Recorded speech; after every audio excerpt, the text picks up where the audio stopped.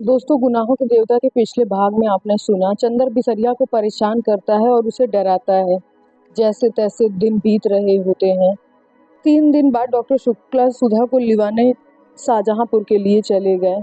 उन्हें 15 दिन हो गए और उनका और सुधा का कोई खत न आने पर चंदर उदास हो गया और खुद को समझाता है कि वह दुखी नहीं है, वह उदास है। चंदर सोच ही रहा था कि सुधा ने खत क्यों नहीं लिखा। इतने में पोस्टमैन आया और 3 खत उसे देता है, जिसमें से एक भी खत सुधा का नहीं होता, लेकिन पम्मी का खत उसमें। और पम्मी ने लिखा था कि अभी मसूरी में है, लेकिन बर्टी इलाहाबाद में ही एक किसी लड़की को लिवा लाया था। उसने अपने साथ और बर्टी से मिलने बंगले पर जाता है। बर्टी की बातें उसे परेशान करने लगती हैं और वो वहां से वापस आ जाता है। अब आगे। लेकिन बर्टी की बातों से अंदर ही अंदर उसके मन में जाने कहाँ क्या टूट गया, जो फिर बन नहीं पाया। अभी तक उसे अपने पर गर्व था, विश्वास था। अब कभी कभी वह अपने व्यक्तित्व का विश्लेषण करने लगा था। अब वह कभी कभी अपने विश्वासों पर सिर ऊंचा करने के बजाय उन्हें सामने फेंक देता है और एक निरपेक्ष वैज्ञानिक की तरह उनकी चीर फाड़ करता, उनकी शव परीक्षा किया करता। अभी तक उसके विश्वास का संबल था, अब किसी ने उसे तर्क का अर्थशास्त्र दे दिया।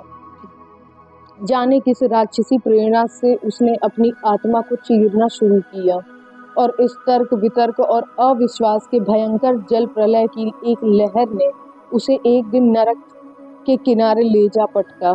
सुधा का खत आया था। दिल्ली में पापा अपने कुछ काम से रुके थे और सुधा की तबीयत खराब हो गई थी। अब वह 2-3 रोज में आ जाएगी। लेकिन चंदर के मन पर एक अजब सा असर हुआ था इस खत का। सुधा का पत्र नहीं आया था। सुधा दूर थी, तब वह खुश था, वह उल्लसित था। सुधा का पत्र आते ही सहसा वह उदास हो गया। उदास तो क्या, उसे उबकाई सी आने लगी। उसे यह सब सहसा पता नहीं एक नाटक सा लगने लगा था, एक बहुत सस्ता नीचे स्तर का नाटक। उसे लगता था ये सब चारों ओर का त्याग, साधन, सौंदर्य, यह सब झूठ है। सुधा भी अंतत्वगत्वा वही साधारण लड़की है जो कार्य जीवन में पति और विवाहित जीवन में प्रेमी की भूखी होती है। वह भी शैतान से पूर्णतया हारा नहीं था। वह लड़ने की कोशिश करता था, लेकिन वह हार रहा था। यह भी उसे मालूम था। और चंदर के जिस गर्व ने उसकी जीत में साथ दिया था, वही गर्व उसकी हार में साथ दे रहा था। उसने मन में सोच लिया कि वह सुधा से, सभी लड़कियों से, इस सारे नाटक से नफरत करता है। सुधा का विवाह होना ही था, सुधा को विवाह करना ही था। सुधा के आंसू झूठे थे। अगर चंदर सुधा को न भी समझता तो घूम फिर सुधा विवाह करती ही। तब फिर विश्वास काहे का, त्याग काहे का। विश्वास टूट चुका था, गर्व जिंदा था। गर्व घमंड में बदल गया था, घमंड नफरत में, और नफरत नसों को चूर चूर कर देने वाली उदासी में। सुधा जब आई तो उसने चंदर को बिल्कुल बदला हुआ पाया। एक बात और हुई जिसने और भी आग सुलगा दी। यह लोग दोपहर को 1 बजे के लगभग आए, जबकि चंदर कॉलेज गया था। पापा तो आते ही नहा धोकर सोने चले गए, लेकिन सुधा और बिंती ने आते ही अपने कमरे की सफाई शुरू की।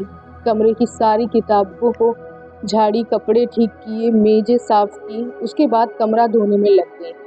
बिंती बाल्टी में पानी भर भर लाने लगी और सुधा झाड़ू से फर्श धोने लगी। हाथों में चूड़े अब भी थे, पाँव में बिछिया और मांग में सिंदूर। चेहरा बहुत पीला पड़ गया था सुधा का। चेहरे की हड्डियां निकल आई थी, आंखों की रोशनी भी मैली पड़ी रही थी। वह जाने क्यों कमजोर भी हो गई थी। झाड़ू लगाते लगाते सुधा बिंती से बोली, आज मालूम पड़ता है कि मैं आदमी, कल तक तो हैवान थी। पापा को भी जाने क्या सूझा कि इन्हें भी साथ दिल्ली ले गए। मैं तो शर्म से मरी जाती थी। थोड़ी देर बाद चंदर आया। बाहर ही उसे मालूम हो गया था कि सब लोग आ गए हैं। उसे जाने क्यों ऐसा लग रहा था कि वह उल्टे लौट जाए। वह अगर इस घर में गया तो जाने उससे क्या अनर्थ हो जाएगा, लेकिन वह बढ़ता ही गया। स्टडी रूम में डॉक्टर साहब सो रहे थे। वह लौटा और अपने कपड़े उतारने के लिए ड्राइंग रूम की ओर चला। सुधा ने ज्यों ही आहट पाई वह फौरन झाड़ू फेंक कर भागी।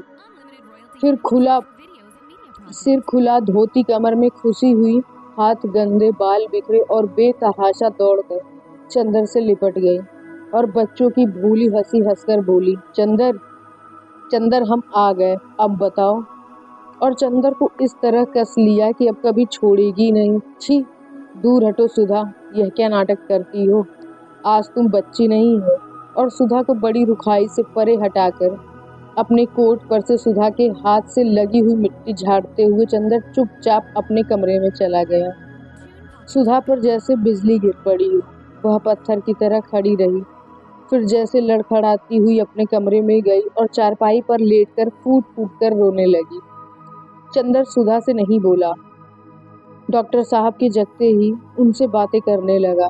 शाम को वह साइकिल लेकर घूमने निकल गया। लौट कर ऊपर छत पर चला गया और बिनती को पुकार कर कहा, अगर तकलीफ ना हो तो ज़रा ऊपर खाना दे जाओ। बिनती ने थाली लगाई और सुधा से कहा, लो दीदी, दे आओ। सुधा ने सिर हिलाकर कहा, तू ही दे आ, मैं अब कौन रह गई उनकी। बिनती के बहुत समझाने पर सुधा ऊपर खाना ले गई। चंदर लेटा था गुमसुम। सुधा ने स्टूल खींचकर खाना रखा। चंदर कुछ नहीं बोला। उसने पानी रखा। चंदर कुछ नहीं बोला। खाओ ना, सुधा ने कहा और एक कौर बनाकर चंदर को देने लगी। तुम जाओ, चंदर ने बड़े रूखे स्वर में कहा, मैं खा लूंगा।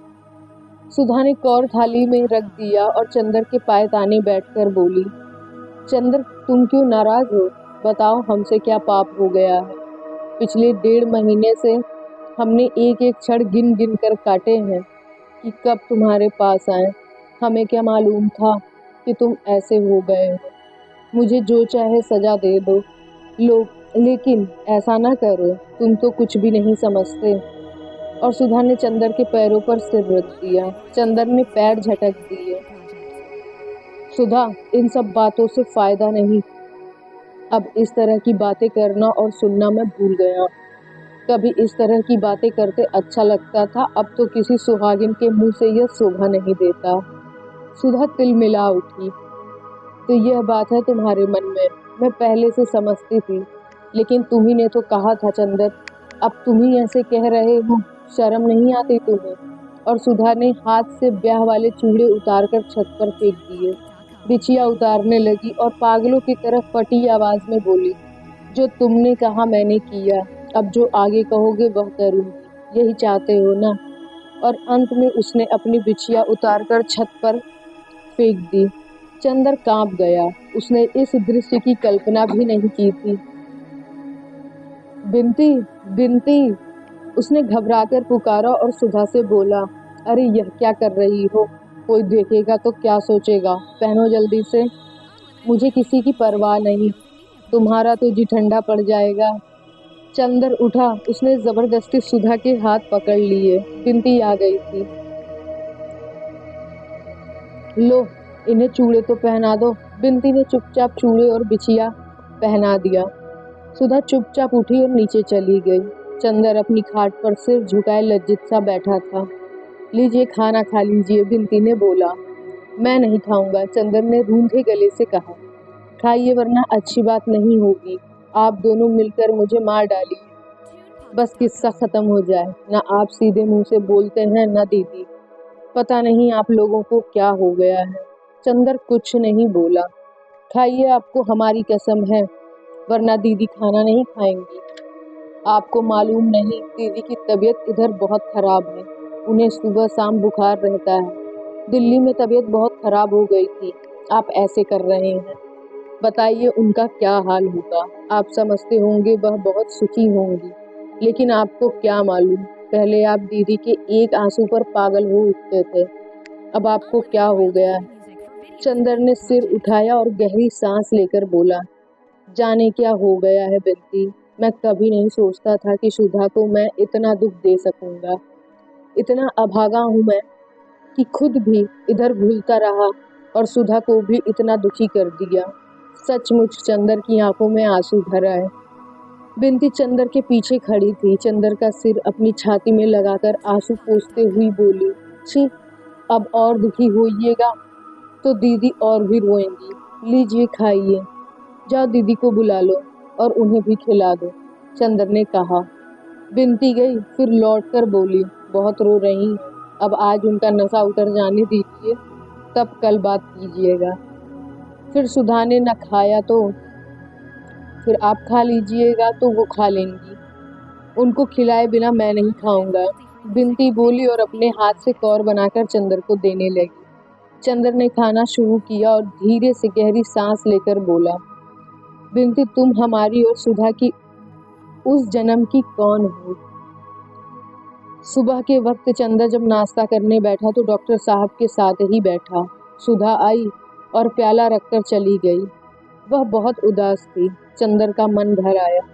सुधा की उदासी उसे कितना लज्जित कर रही थी, कितना दुखी कर रही थी। दिन भर किसी काम में उसकी तबीयत नहीं लगी। उसने क्लास छोड़ दी, लाइब्रेरी में भी जाकर किताबें उलट पलट कर चला आया। उसके बाद प्रेस गया जहां उसे अपनी थीसिस छपने को देनी थी। उसके बाद ठाकुर साहब के यहाँ गया, लेकिन कहीं भी वह टिक नहीं पाया। जब तक वह सुधा को हंसा न ले, सुधा के आंसू सुखा न ले, उसे चैन नहीं मिलेगा। शाम को वह लौटा तो खाना तैयार था। बिनती ने उससे पूछा, कहाँ है सुधा? अपनी छत पर, बिनती ने कहा। चंदर ऊपर गया। पानी परसों से बंद था और बादल भी खुले हुए थे, लेकिन तेज पुरवैया चल रही थी। तीज का चांद शर्मीली दुल्हन सा बादलों में मुंह छिपा रहा था। हवा के तेज झकोरों पर बादल उड़ रहे थे और कचनार बादलों में तीज का धनुष्कार चांद आंख मिचौली खेल रहा था। सुधा ने अपनी खाट बरसाती के बाहर खींच ली थी। छत पर धुंधला अंधेरा था और रह रह कर सुधा पर चांदनी के फूल बरस जाते थे। सुधा चुपचाप लेटी हुई बादलों को देखती हुई जाने क्या सोच रही थी। चंदर गया। चंदर को देखते ही सुधा उठ खड़ी हुई और उसने बिजली जला दी और चुपचाप बैठ गई। चंदर भी बैठ गया। वह कुछ भी नहीं बोली। बगल में बिछी हुई बिनती की खाट पर सुधा बैठ गई। चंदर को समझ नहीं आता था कि वह क्या कहे। सुधा को इतना दुख दिया उसने। सुधा उससे कल शाम से बोली तक नहीं। सुधा तुम नाराज हो गई, मुझे जाने क्या हो गया, लेकिन माफ नहीं करोगी? चंदर ने बहुत कांपती हुई आवाज में कहा।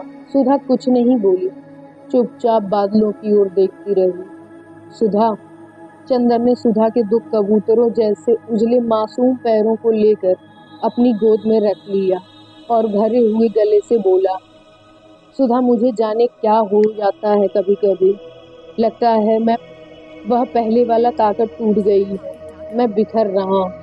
तुम आई और तुम्हारे सामने मन का जाने कौन सा तूफान फूट पड़ा। तुमने उसका इतना बुरा मान लिया। बताओ, अगर तुम ही ऐसा करोगी तो मुझे संभालने वाला फिर कौन है? सुधा। और चंदर की आंखों से एक बूंद आंसू सुधा के पांव पर चू पड़ा। सुधा ने चौंक कर अपने पांव खींच लिए और उठकर चंदर की खाट पर बैठ गई और चंदर के कंधे पर सिर रखकर फूट फूट कर रो पड़ी। बहुत रोई, बहुत रोई। उसके बाद उठी और सामने बैठ गई। चंदर, तुमने गलत नहीं किया। मैं सचमुच कितनी अपराधिन हूँ। मैंने तुम्हारी जिंदगी चौपट कर दी है, लेकिन मैं क्या करूं? किसी ने तो मुझे कोई रास्ता नहीं बताया था। अब हो ही क्या सकता है। तुम भी बर्दाश्त करो और हम भी। चंदर कुछ नहीं बोला। उसने सुधा के हाथ अपने होठों से लगा लिए। लेकिन मैं तुम्हें इस तरह बिखरने नहीं दूंगी। तुमने अब अगर इस तरह किया तो अच्छी बात नहीं होगी। फिर हम तो बराबर हर पल तुम्हारे ही बारे में सोचते रहते हैं और तुम्हारी ही बातें सोच सोच कर अपने को धीरज देते रहे। और तुम इस तरह करोगे तो? नहीं सुधा, मैं अपने को टूटने नहीं दूंगा। तुम्हारा प्यार मेरे साथ है, लेकिन इधर मुझे जाने क्या हो गया था। हाँ, समझ लो चंदर, तुम्हें हमारे सुहाग की लाज है। हम कितने दुखी हैं तुम समझ नहीं सकते। एक तुम्ही को देखकर हम थोड़ा सा दुख दर्द भूल जाते हैं। सो तुम भी इस तरह करने लगे। हम लोग कितने अभागे हैं। और वह फिर चुपचाप लेटकर ऊपर देखती हुई जाने क्या सोचने लगी। चंदर ने एक बार धुंधली रेशमी चांदनी में मुरझाए हुए सोन जूही के फूल जैसे मुंह की ओर देखा और सुधा के नरम गुलाबी होठों पर उंगलियां रख दी। थोड़ी देर वह आंसू में भीगे हुए गुलाब की दुख भरी पंखुड़ियों से उंगलियां उलझाए रहा और फिर बोला, क्या सोच रही थी? चंदन ने बहुत दुलार से सुधा के माथे पर हाथ फेरकर कहा। सुधा एक फीकी हंसी हंसकर बोली, जैसे आज लेटी हुई बादलों को देख रही और पास तुम बैठे हो, उसी तरह एक दिन कॉलेज में दोपहर को मैं और गेसु लेटे हुए बादलों को देख रहे थे। उस दिन उसने एक शेर सुनाया था, कैफ बरदोस बादलों को न देख, बेखबर तू कुचल न जाए कहीं। उसका कहना कितना सच निकला। भाग्य ने कहाँ ले जा पटका मुझे। क्यों, वहाँ तुम्हें कोई तकलीफ तो नहीं? चंदर ने पूछा। हाँ, समझते तो सब यही है, लेकिन जो तकलीफ है वह मैं जानती हूँ या बिनती जानती है। सुधा ने गहरी सांस लेकर कहा। वहाँ आदमी भी बने रहने का अधिकार नहीं? क्यों? चंदर ने पूछा। क्या बताएं तुम्हें चंदर, कभी कभी मन में आता है कि डूब मरूं। ऐसा भी जीवन होगा मेरा, यह कभी मैं नहीं सोचती थी। सुधा ने कहा। क्या बात है, बताओ ना, चंदर ने पूछा। बता दूंगी देवता, तुमसे भला क्या छिपाऊंगी, लेकिन आज नहीं, फिर कभी। सुधा ने कहा, तुम परेशान मत हो। कहाँ तुम, कहाँ दुनिया। काश कि कभी तुम्हारी गोद से अलग न होती मैं। और सुधा ने अपना मुंह चंदर की गोद में छिपा लिया। चांदनी की पंखुड़ियां बरस पड़ी। उल्लास और रोशनी का मलय पवन फिर लौट आया था। फिर एक बार चंदर सुधा और बिनती के प्राणों को विभोर कर गया था कि सुधा को महीने भर बाद ही जाना है, और सुधा भूल गई थी कि शाहजहांपुर से भी उसका कोई नाता है। बिनती का इम्तिहान हो गया था और अक्सर चंदर और सुधा बिनती के ब्याह के लिए गहने और कपड़े खरीदने जाते। जिंदगी फिर खुशी के हिलकोरों पर झूलने लगी थी। बिनती का ब्याह उतरते अगहन में होने वाला था। अब 2-2.5 महीने रह गए थे। सुधा और चंदर जाकर कपड़े खरीदते और लौटकर बिनती को जबरदस्ती पहनाते और गुड़िया की तरह उसे सजाकर खूब हंसते। दोनों के बड़े बड़े हौसले थे बिनती के लिए। सुधा बिनती को सलवार और चुन्नी का सेट और गरारा और कुर्ते का सेट देना चाहती थी। चंदर बिनती को एक हीरे की अंगूठी देना चाहता था। चंदर बिनती को बहुत स्नेह करने लगा था। वह बिनती के ब्याह में भी जाना चाहता था, लेकिन गांव का मामला, कान्य कुब्जों की बारात। शहर में सुधा, बिनती और चंदर को जितनी आज़ादी थी उतनी वहाँ भला क्यों कर हो सकती थी। फिर कहने वालों की ज़बान, कोई क्या कह बैठे, यही सब सोचकर सुधा ने चंदर को मना कर दिया था। इसलिए चंदर यही बिनती को जितने उपहार और आशीर्वाद देना चाहता था दे रहा था। सुधा का बचपन लौट आया था और दिन भर उसकी शरारतों और किलकारियों से घर हिलता था। सुधा ने चंदर को इतनी ममता में डुबो लिया था कि एक क्षण वह चंदर को अपने से अलग नहीं रहने देती थी। जितनी देर चंदर घर में रहता, सुधा उसे अपने दुलार में, अपनी सांसों की गरमाई में समेटे रहती थी। चंदर के माथे पर हर क्षण वह जाने कितना स्नेह बिखेरती रहती थी। एक दिन चंदर आया तो देखा कि बिनती कहीं गई है और सुधा चुपचाप बैठी हुई बहुत से पुराने खतों को संभाल रही है। एक गंभीर उदासी का बादल घर में छाया हुआ है। चंदर आया और देखा सुधा आंख में आंसू भरे बैठी है। क्या बात है सुधा? रुखसती की चिट्ठी आ गई चंदर, परसों शंकर बाबू आ रहे हैं। चंदर के हृदय की धड़कनों पर जैसे किसी ने हथौड़ा मार दिया। वह चुपचाप बैठ गया। अब सब खत्म हुआ चंदर, सुधा ने बड़ी ही करुणा मुस्कान से कहा। अब साल भर के लिए विदा, और उसके बाद जाने क्या होगा। चंदर कुछ नहीं बोला, वहीं लेट गया और बोला, सुधा दुखी मत हो, आखिर कैलाश इतना अच्छा है, शंकर बाबू इतने अच्छे हैं, दुख किस बात का। रहा मैं तो अब मैं सशक्त रहूंगा, तुम मेरे लिए मत घबराओ। सुधा एकटक चंदर की ओर देखती रही, फिर बोली, चंदर तुम्हारे जैसे सब क्यों नहीं होते, तुम सचमुच इस दुनिया के योग्य नहीं, ऐसे ही बने रहना चंदर मेरे। तुम्हारी पवित्रता ही मुझे जिंदा रख सकेगी, वरना मैं तो जिस नरक में जा रही।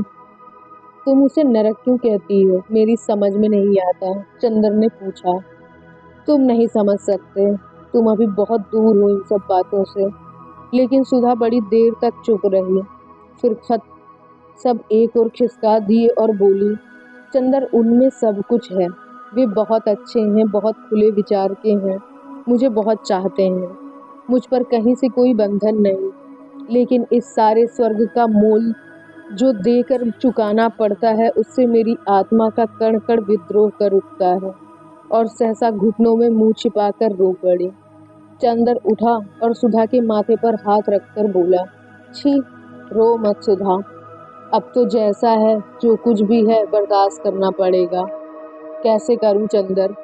वह इतने अच्छे हैं और इसके अलावा इतना अच्छा व्यवहार करते हैं कि मैं उनसे क्या कहूं, कैसे कहूं? सुधा बोली, जाने दो सुधी, जैसी जिंदगी हो वैसा निबाह करना चाहिए, इसी में सुंदरता है। और जहाँ तक मेरा ख्याल है, वैवाहिक जीवन के प्रथम चरण में ही यह नशा रहता है, फिर किसको यह सूझता है। आ चलो चाय पिएं। उठो, पागलपन नहीं करते। परसों चली जाओगी, रुलाकर नहीं जाना होता। उठो। चंदर ने अपने मन की जुगुप्सा पीकर ऊपर से बहुत स्नेह से कहा। सुधा उठी और चाय ले आई।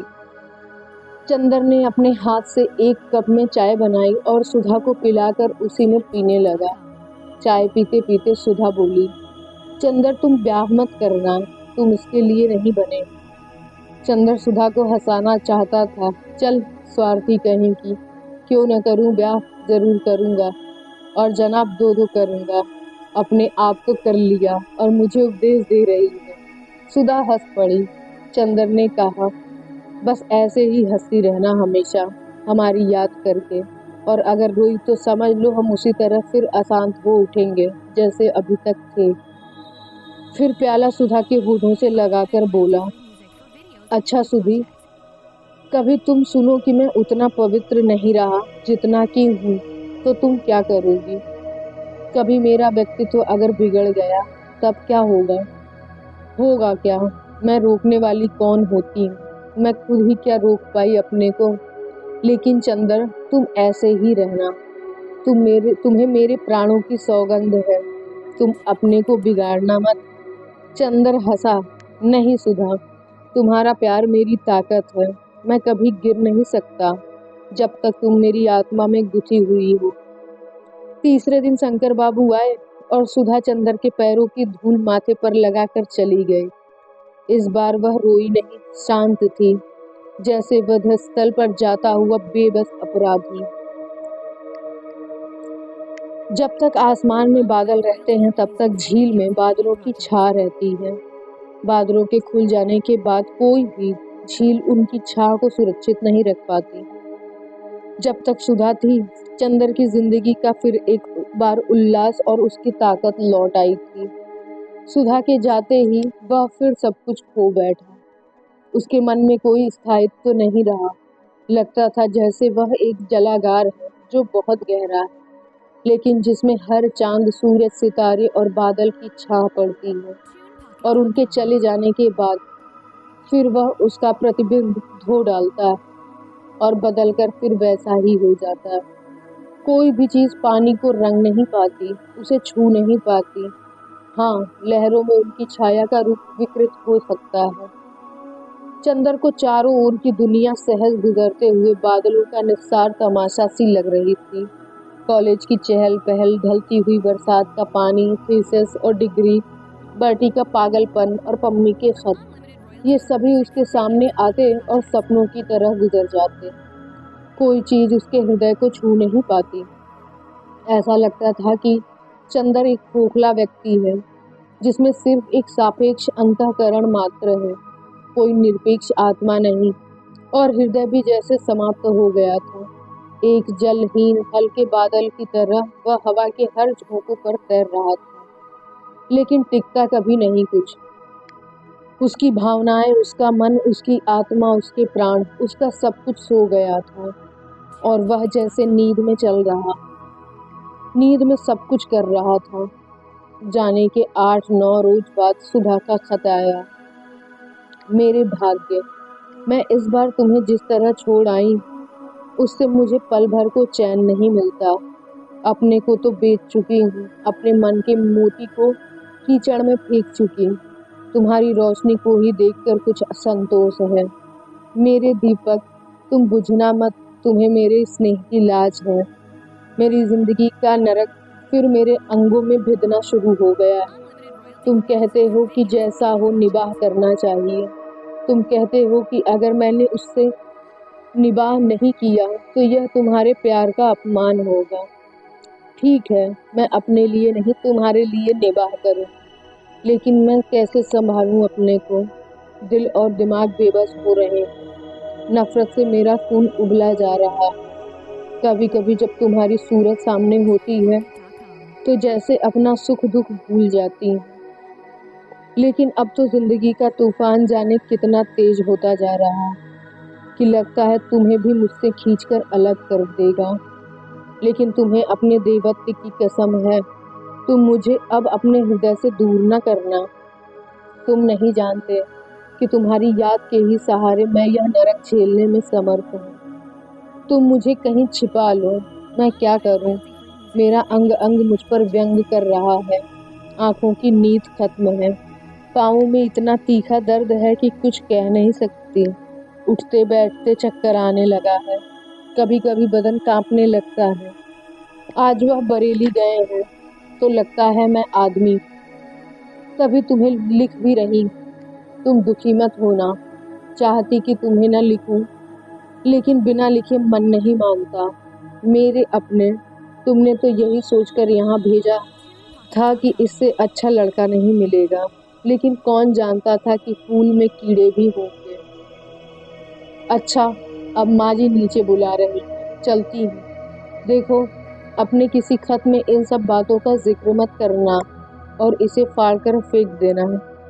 तुम्हारी अभागिन सुधा। चंदर को खत मिला तो एक बार जैसे उसकी मूर्छा टूट गई। उसने खत लिया और बिंती को बुलाया। बिंती हाथ में साग और डलिया लिए आई और पास बैठी। चंदर ने वह खत बिंती को दे दिया। बिंती ने पढ़ा और चंदर को वापस दे दिया और चुपचाप तरकारी काटने लगी। वह उठा और चुपचाप अपने कमरे में चला गया।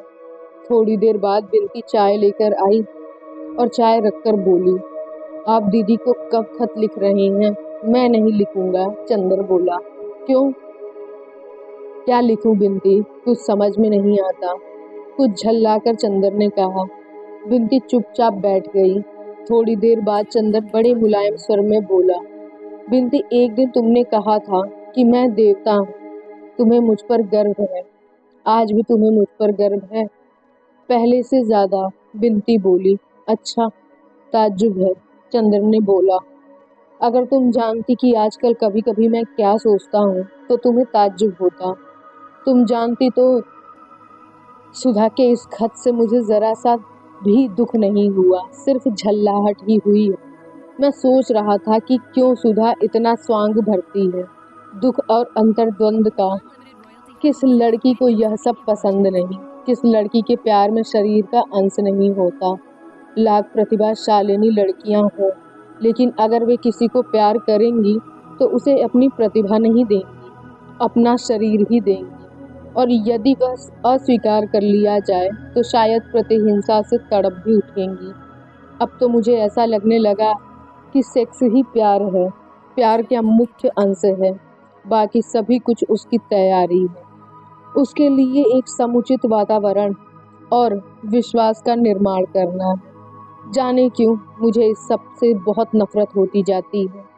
अभी तक मैं सेक्स और प्यार को दो चीजें समझता था, प्यार पर विश्वास करता था, सेक्स से नफरत। अब मुझे दोनों ही चीजें एक लगती हैं और जाने कैसे अरुचि सी हो गई है जिंदगी से। तुम्हारी क्या राय है बिल्ती? मेरी? अरे हम बेपढ़े लिखे आदमी, हम क्या आपसे बात करेंगे? लेकिन एक बात है, ज्यादा पढ़ना लिखना अच्छा नहीं होता। क्यों? चंदर ने पूछा।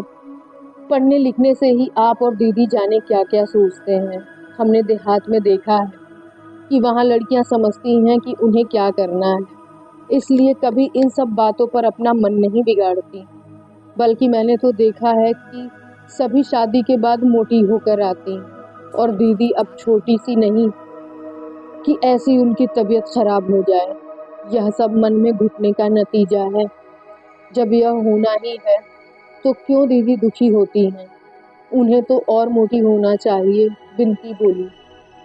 इस समस्या का इतना सरल समाधान सुनकर चंदर को हंसी आ गई। अब तुम ससुराल जा रही हो मोटी होकर आना। धत, आप तो मजाक करने लगे। लेकिन बिनती तुम इस मामले में बड़ी विद्वान मालूम देती। अभी तक यह विद्वता कहाँ छिपा रखी थी? नहीं, आप मजाक न बनाइए। तो मैं सच बताऊं कि देहाती लड़कियां शहर की लड़कियों से ज्यादा होशियार होती हैं इन सब मामलों में। सच? चंदर ने पूछा। वह गांव की जिंदगी को बेहद निरीह समझता था। हाँ और क्या, वहाँ इतना दुराव, इतना गोपन नहीं। सभी कुछ उनके जीवन का उन्मुक्त है और ब्याह के पहले ही वहाँ लड़कियां सब कुछ। अरे नहीं, चंदर ने बेहद ताज्जुब से कहा। लो, यकीन नहीं होता आपको? मुझे कैसे मालूम हुआ इतना? मैं आपसे कुछ नहीं छिपाती। वहाँ तो सब लोग इसे इतना स्वाभाविक समझते हैं जितना खाना पीना हंसना बोलना। बस लड़कियां इस बात में सचेत रहती हैं कि किसी मुसीबत में ना फंसे। चंदर चुपचाप बैठा चाय पीता रहा। आज तक वह जिंदगी को कितना पवित्र मानता रहा था, लेकिन जिंदगी कुछ और ही है। जिंदगी अब भी वह है जो सृष्टि के आरंभ में थी, और दुनिया कितनी चालाक है, कितनी भुलावा देती है। अंदर से मन में जहर छिपाकर भी होठों पर कैसी अमृतमयी मुस्कान झलकाती रहती। यह बिनती तो इतनी शांत, संयत और भोली लगती थी। इसमें भी सभी गुण भरे हैं इस दुनिया में। चंदर ने जिंदगी को परखने में कितना बड़ा धोखा खाया है। जिंदगी यह है मानसलता और प्यास, और उसके साथ साथ अपने को छिपाने की कला। वह बैठा बैठा सोचता रहा। सहसा उसने पूछा, बिनती तुम भी देहात में रह रही हो, और सुधा भी। तुम लोगों की जिंदगी में वह सब कभी आया? बिनती क्षण भर चुप रही, फिर बोली, क्यों, क्या नफरत करोगे सुनकर? नहीं बिनती, जितनी नफरत और अरुचि दिल में आ गई है उससे ज्यादा आ सकती है। भला बताना चाहो तो बता दो। अब मैं जिंदगी को समझना चाहता हूँ वास्तविकता के स्तर पर। चंदर ने गंभीरता से पूछा। मैंने आपसे कुछ नहीं छिपाया, ना अब छिपाऊंगी। पता नहीं क्यों दीदी से भी ज्यादा आप पर विश्वास जमता जा रहा है। सुधा दीदी की जिंदगी में तो यह सब नहीं आ पाया। वे बड़ी विचित्र सी थीं, सबसे अलग रहती थीं और पढ़ती और कमल के पोखरे पर फूल तोड़ती थीं। बस मेरी जिंदगी में। चंदर ने चाय का प्याला खिसका दिया। जाने के इस भाव से उसने बिनती के चेहरे की ओर देखा। वह शांत थी, निर्विकार थी और बिना किसी हिचक के कहती जा रही थी। चंदर चुप था।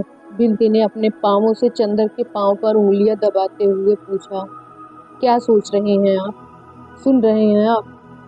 जाने दो, मैं नहीं सुनूंगा। लेकिन तुम मुझ पर इतना विश्वास क्यों करती हो? चंदर ने पूछा। जाने क्यों, यहाँ आकर मैंने दीदी के साथ आपका व्यवहार देखा, फिर पम्मी वाली घटना हुई। मेरे तन मन में एक विचित्र सी श्रद्धा आपके लिए छा गई। जाने कैसी अरुचि मेरे मन में दुनिया के लिए थी, आपको देखकर मैं फिर स्वस्थ हो गई। ताज्जुब है, तुम्हारे मन की अरुचि दूर हो गई दुनिया के प्रति, और मेरे मन की अरुचि बढ़ गई। कैसे अंतर विरोध होते हैं मन की प्रतिक्रियाओं में।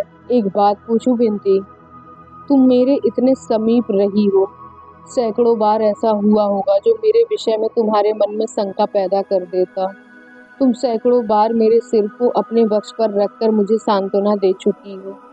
तुम मुझे बहुत प्यारी हो, लेकिन तुम जानती हो मैं तुम्हें प्यार नहीं करता हूँ। फिर यह सब क्या है, क्यों है? बिनती चुप रही। पता नहीं क्यों है, मुझे इसमें कभी कोई पाप नहीं दिखा, और कभी दिखा भी तो मन ने कहा कि आप इतने पवित्र हैं, आपका चरित्र इतना ऊंचा है कि मेरा पाप भी आपको छूकर पवित्र हो जाएगा। लेकिन बिनती, बस बिंती ने चंदर को टोक कर कहा। इससे अधिक आप कुछ मत पूछिए, मैं हाथ जोड़ती हूँ। चंदर चुप हो गया।